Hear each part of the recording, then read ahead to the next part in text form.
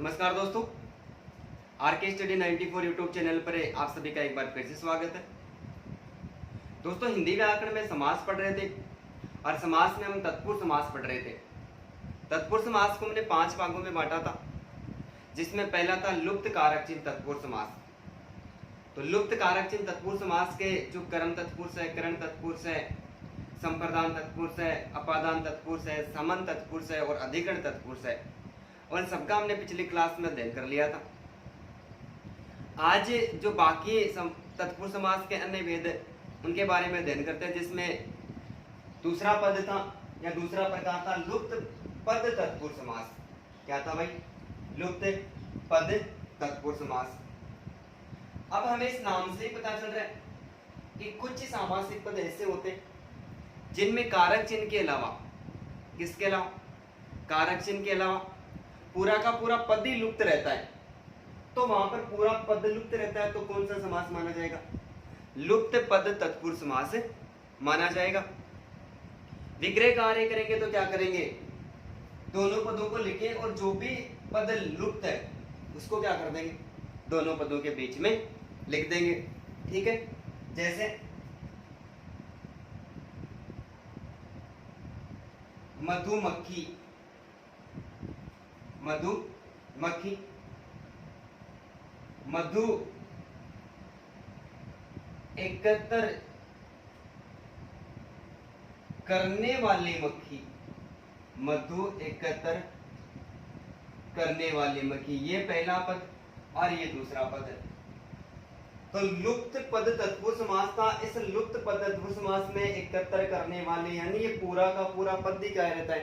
पूरा का पूरा पद लुप्त रहता है। समास विग्रह करते हैं तब हमने पहला पद लिखा मधुमक्खी का पहला पद और दूसरा पद लिखा, और जो भी पद लुप्त था उसका क्या कर दिया हमने? दोनों पदों के बीच में लिख दिया। ठीक उसी प्रकार जैसे रेलगाड़ी,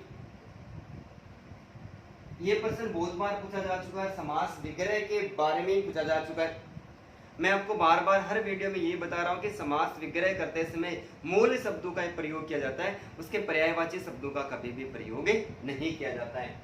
अब रेलगाड़ी का सही समास विग्रह तो पटरी पर चलने वाली गाड़ी, रेल से चलने वाली गाड़ी, लेकिन इसका सही समास विग्रह होता है रेल पर चलने वाली गाड़ी। किस पर भाई? रेल पर चलने वाली गाड़ी। ठीक उसी प्रकार जैसे बैलगाड़ी, क्या हो जाएगा? बैल पर चलने वाली गाड़ी नहीं होगी, बैल से चलने वाली गाड़ी। किससे भाई? बैल से। बैल से चलने वाली गाड़ी क्या कहलाएगी? बैलगाड़ी कहलाएगी। ठीक उसी प्रकार जैसे मालगाड़ी, तो क्या हो जाएगा? माल से चलने वाली गाड़ी होगा क्या? कभी नहीं होगा। तो क्या होगा? माल को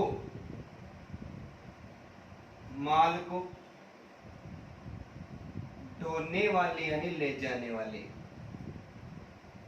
माल को ढोने वाली जो गाड़ी है वो क्या हो जाएगी? मालगाड़ी हो जाएगी। ठीक उसी प्रकार जैसे वन मानुष, तो क्या हो जाएगा? वन में, इसमें वन में रहने वाला जो मानुष है वो क्या हो जाएगा? वनमानुष हो जाएगा। वायुयान क्या हो जाएगा? वायु में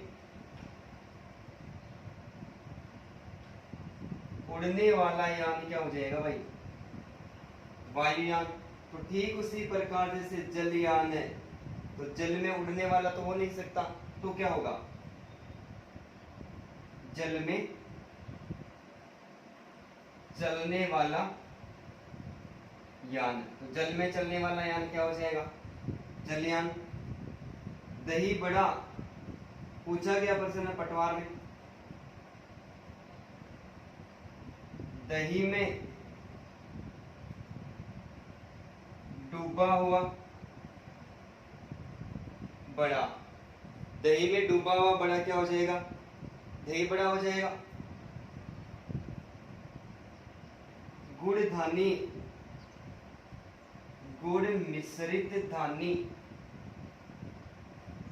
गुड़ में मिली हुई धानी या गुड़ मिश्रित धानी। और एक और एग्जाम में, रिट की एग्जाम में पूछा गया प्रश्न, पकौड़ी, पकौड़ी पकी हुई है जो बड़ी, क्या हो जाएगा भाई? पकौड़ी। पूरा का पूरा पद गायब है।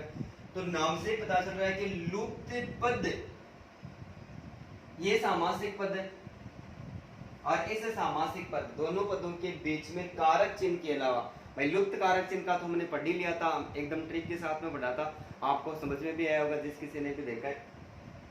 लेकिन लुप्त पद के अलावा, सॉरी लुप्त कारक चिन्ह के अलावा पूरा का पूरा पद गायब रहता है, तो लुप्त पद तत्पुरुष समास माना जाता है। विग्रह कार्य करते हैं तो प्रथम पद और अंतिम पद यानी दोनों पदों को तो लिख देते हैं, और जो भी लुप्त पद गायब है उसको क्या कर देंगे? दोनों के बीच में लिख देंगे। तो ठीक है, उम्मीद करता हूँ आपको ये भी आसानी के साथ में समझ में आएगा। और एग्जाम लगभग उदाहरण में पूछेंगे, ऐसी कोई बात नहीं है कि बाहर से कोई प्रश्न आएगा। तो आप इसका एक बार स्क्रीनशॉट ले लें भाई।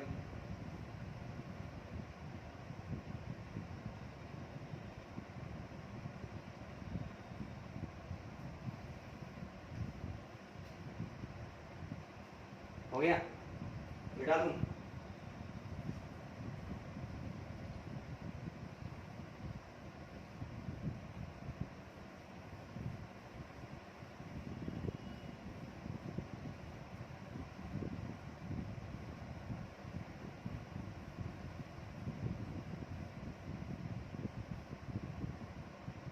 अब देखो इसके बाद में उपपद तत्पुरुष समास।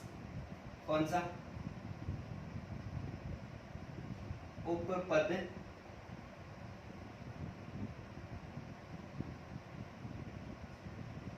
तत्पुरुष समास। उपपद तत्पुरुष समास।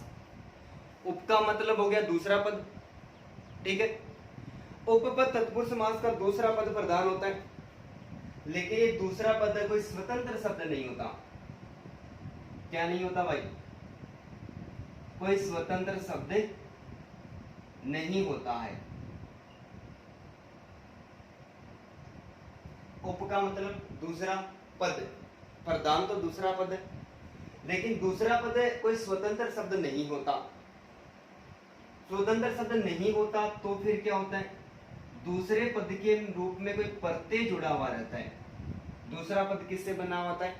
प्रत्यय से बना हुआ है।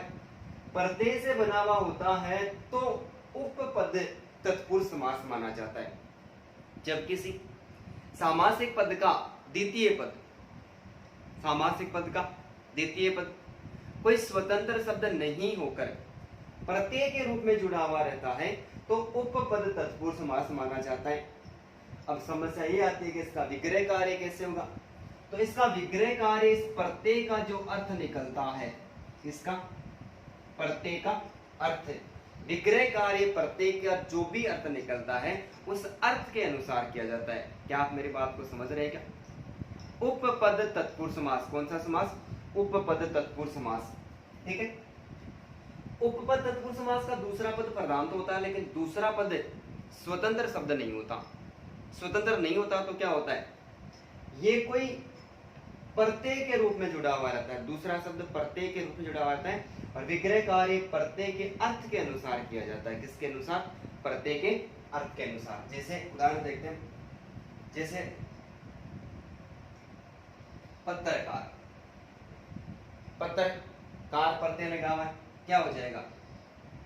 पत्र का कार यानी कार्य, तो मूल शब्दों को लिखना है। पत्र का कार, करने वाला, पत्र का कार करने वाला। ठीक उसी प्रकार जैसे चित्रकार, क्या हो जाएगा? चित्र का कार, करने वाला। तो फिर स्वर्णकार का क्या हो जाएगा? स्वर्ण का कार, करने वाला। तो ठीक उसी प्रकार जैसे चरमकार लिखा हुआ है, क्या हो जाएगा भाई? चरम का कार्य करने वाला। दूसरा पद है वो स्वतंत्र नहीं है। स्वतंत्र नहीं है तो क्या है? प्रत्यय। प्रत्यय का अर्थ क्या निकलता है? कार्य को करने वाला। कार्य का अर्थ क्या होता है? करने वाला। तो पत्रकार यानी पत्र का कार्य यानी कार्य करने वाला मूल शब्दों में परिवर्तन नहीं कर सकते। यदि ऐसा नहीं लिखा होता है और हमें पूछ ले कि पत्रकार का सही समास विग्रह क्या होगा, और वहां पर ऐसा भी दे दे कि पत्र का कार्य करने वाला, कार वाला विकल्प में होता ही नहीं है, ठीक है, तो उसको मान लेना है। इसके अलावा और जो बात है, और जो शब्द जैसे सुखपर्द, सुखपर्द, पर्द का प्रदान करने वाला तो क्या हो जाएगा, सुख को प्रदान करने वाला, सुख को प्रदान करने वाला। कष्टप्रद क्या हो जाएगा, कष्ट को प्रदान करने वाला। सुखदाई क्या हो जाएगा, दाई का मतलब देने वाला, किसको देने वाला, सुख को देने वाला। तो ठीक उसी प्रकार दुखदाई क्या हो जाएगा, दुख को देने वाला। तो उत्तरदायी का क्या होगा भाई, उत्तर को देने वाला हो जाएगा, और क्या है, उत्तर को देने वाला। ठीक उसी प्रकार जैसे राजनीतिज्ञ,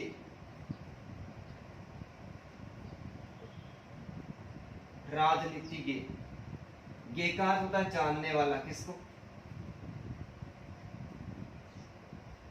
राजनीति को, राजनीति को जानने वाला क्या कहलाएगा, ये पद जुड़ा हुआ है, राजनीति के। सर्वज्ञ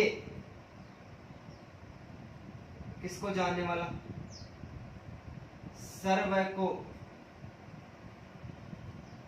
जानने वाला, सर्वज्ञ। तो अल्पज्ञ क्या हो जाएगा, अल्प को जानने वाला क्या हो जाएगा, अरे अल्पज्ञ हो जाएगा। ठीक उसी प्रकार विशेषज्ञ क्या हो जाएगा, विशेष को जानने वाला, विशेषज्ञ। तो मर्मज्ञ का क्या हो जाएगा, मर्म या निरय से, मर्म को जानने वाला क्या कहलाएगा भाई, मर्मज्ञ कहलाएगा, ठीक है। तत्वज्ञ क्या हो जाएगा, तत्व को जानने वाला क्या कहलाता है, तत्वज्ञ कहलाता है। सारे पदों में कोई स्वतंत्र शब्द नहीं है, दूसरा शब्द क्या लिखा हुआ है, प्रत्यय लगा हुआ है, क्या जुड़ा भाई, प्रत्यय लगा हुआ है। तो उपपद तत्पुरुष समास में द्वितीय पद कोई स्वतंत्र शब्द नहीं होता, प्रत्यय के रूप में जुड़ा हुआ रहता है, विग्रह कार्य प्रत्यय के अर्थ के अनुसार किया जाता है, तो वहां पर उपपद तत्पुरुष समास माना जाता है, ठीक है।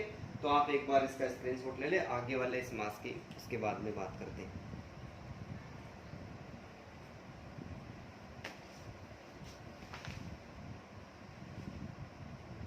मिटा दूं,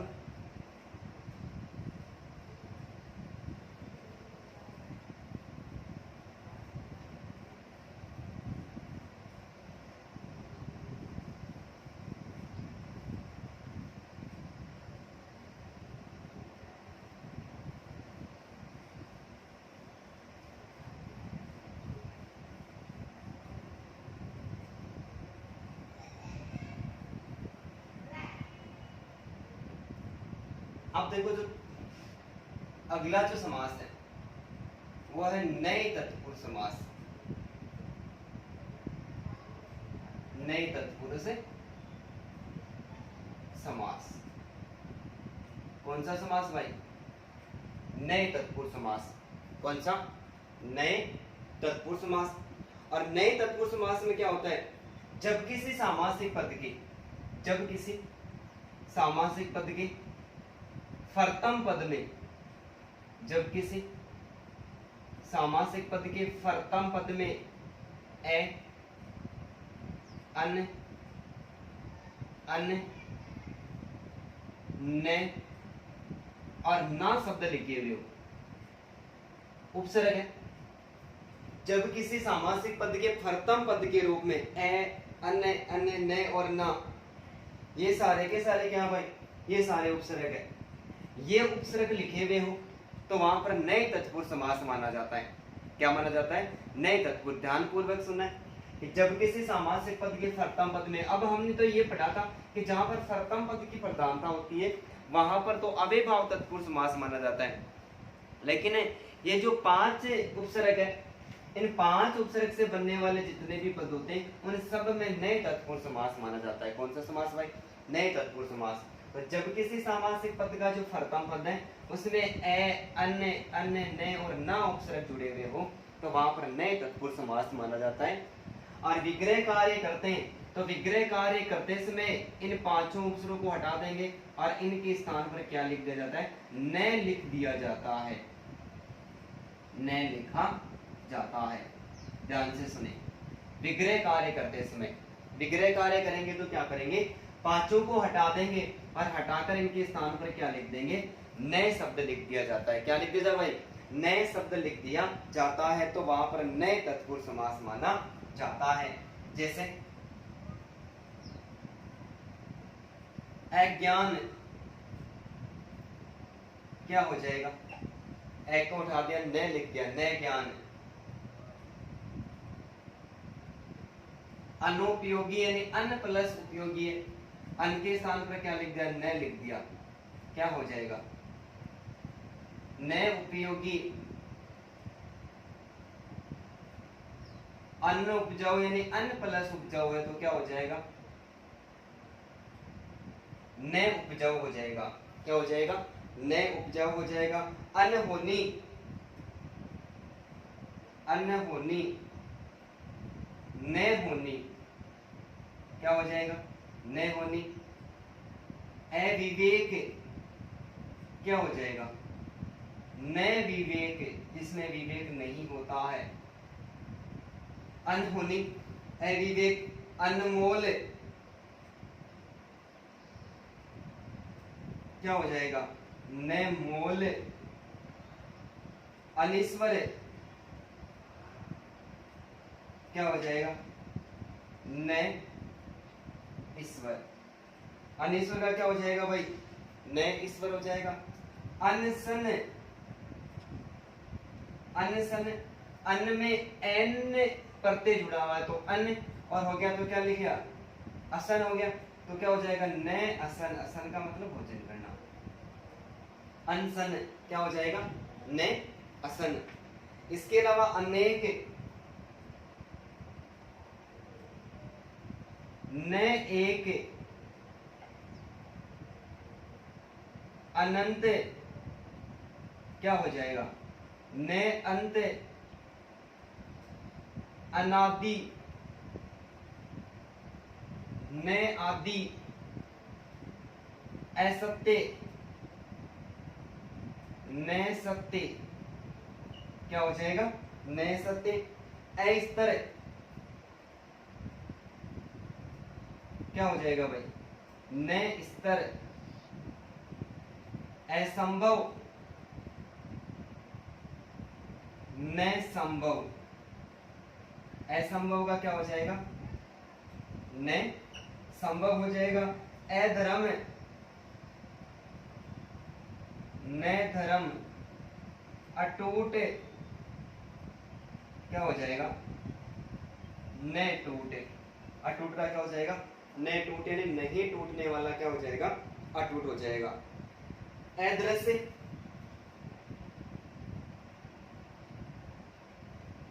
न दृश्य, जो दिखाई नहीं देता है। अनाथ, जिसका कोई नाथ या स्वामी नहीं होता है तो क्या हो जाएगा? अनाथ। तो अज्ञान है, अनुपयोगी है, अनुपजाऊ, अनहोनी, अविवेक, अनमोल, अनिश्वर, अनसन, अनेक, अनंत, अनादि, असंभव, अस्तर, असंभव, सॉरी 2 बार तो असत्य, अधर्म, अटूट, अदृश्य और क्या हो जाएगा अनाथ। तो कार्य उसी के अनुसार होता है कि जब किसी सामासिक पद का प्रथम पद ए, अन्य, अन्य, ने और ना लिखे हुए हो, विग्रह कार्य करेंगे, पांचों अक्षरों को हटा देंगे, इनके स्थान पर क्या लिख देंगे, न लिख देंगे, तो कौन सा समास है, नए तत्पुरुष समास। और बहुत बार एग्जाम में प्रश्न पूछा जा चुका, पीछे के जो पेपर है उनको उठाकर देख लीजिएगा। एक बार आप स्क्रीनशॉट ले लें, बाकी बाद में बात करते हैं और उदाहरण इसके।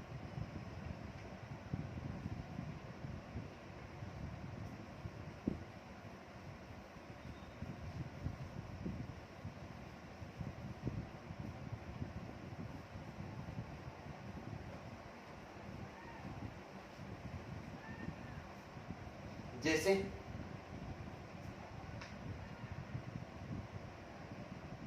अनावश्यक क्या हो जाएगा,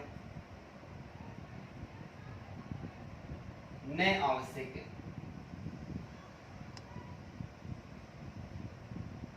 अनिष्ट क्या हो जाएगा, न अन प्लस इष्ट यानी न इष्ट, जिसका कोई इष्ट।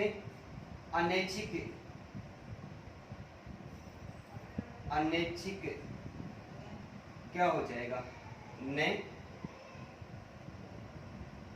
अनैच्छिक। न ऐच्छिक क्या हो जाएगा भाई, न ऐच्छिक। नकुल, नकुल, नकुल क्या हो जाएगा, नकुल।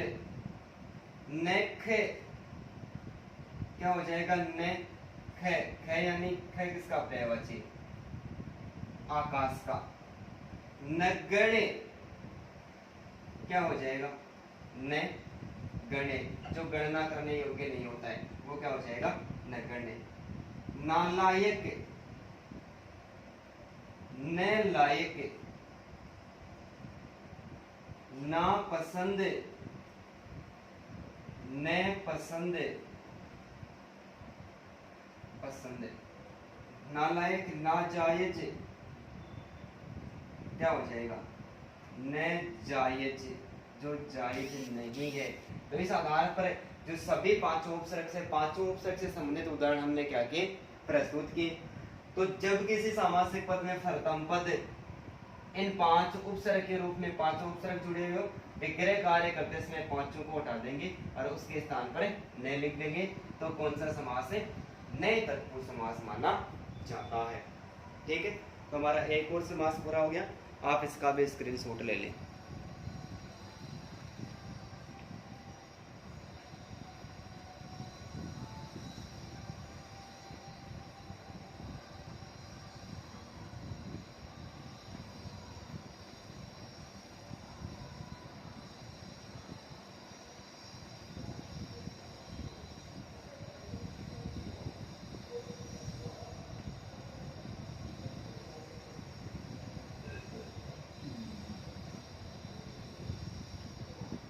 अब देखो नेक्स्ट पढ़ते हैं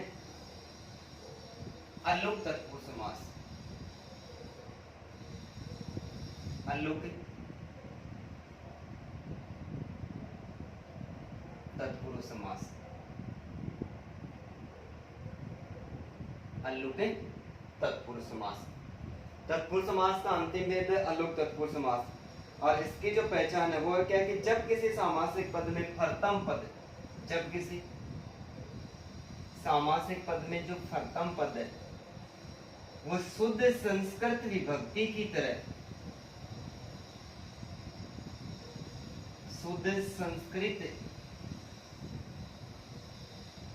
विभक्ति, प्रथमा, द्वितीय, तृतीय, चतुर्थ, पंचम, षष्ठ, सप्तमी, जब किसी सामासिक पद का प्रथम पद है वो संस्कृत की शुद्ध संस्कृत विभक्ति के अनुसार लिखा रहता है और समास बनाने पर इस विभक्ति का लोप नहीं होता है, विभक्ति का लोप नहीं होता है, तो अलोक तत्पुरुष समास माना जाता है। ध्यानपूर्वक सुनना। जब किसी सामासिक पद में प्रथम पद शुद्ध संस्कृत विभक्ति की तरह लिखा हुआ हो, किसकी तरह लिखा हो, शुद्ध संस्कृत विभक्ति की तरह लिखा हुआ हो, और समास बनाने पर उस विभक्ति का लोप नहीं होता हो, विभक्ति का जो भी कारक है उसका भी लोप नहीं होता हो तो अलोप तत्पुरुष समास माना जाता है। और विग्रह कार्य उस कारक और इस विभक्ति के अनुसार किया जाता है। जो भी विभक्ति होगी उसके अनुसार क्या किया जाता है, समास विग्रह कार्य किया जाता है। तो जब किसी सामासिक पद का प्रथम पद शुद्ध संस्कृत विभक्ति की तरह प्रयुक्त हो, लिखा हो या प्रयुक्त हो रहा हो, समास बनाने पर उस विभक्ति का लोप नहीं हो रहा हो, विग्रह कार्य विभक्ति के कारक चिन्ह के अनुसार किया जाता है। ठीक है, जैसे विश्वम्भर,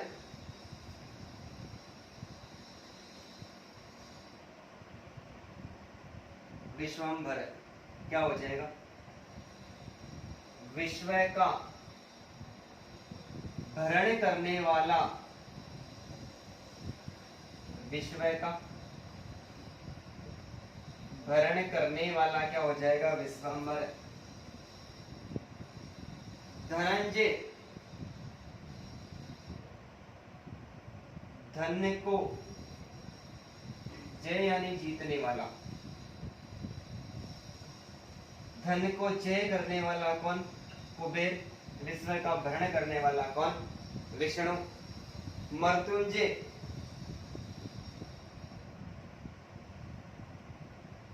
क्या हो जाएगा, मृत्यु को जय करने वाला यानी जीतने वाला। मृत्यु को जीतने वाला कौन हो जाएगा भाई, शिव हो जाएगा। वसुंधरा, वसु यानी संपत्ति, वसु को धारण करने वाली, वसु यानी संपत्ति को धारण करने वाली कौन भाई, पृथ्वी। भयंकर, भय को उत्पन्न करने वाला, शुभंकर क्या हो जाएगा, शुभ को उत्पन्न करने वाला,